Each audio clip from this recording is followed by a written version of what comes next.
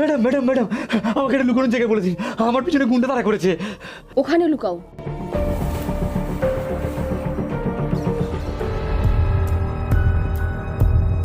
Madam, একটা ছেলেকে bag নিয়ে ছুটতে দেখেছেন?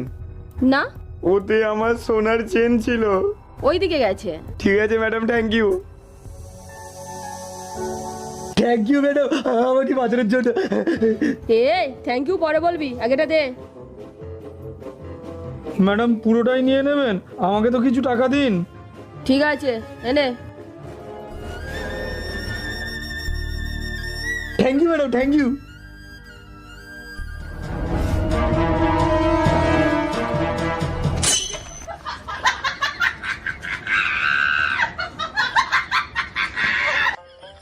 দিয়েছে দিয়েছে।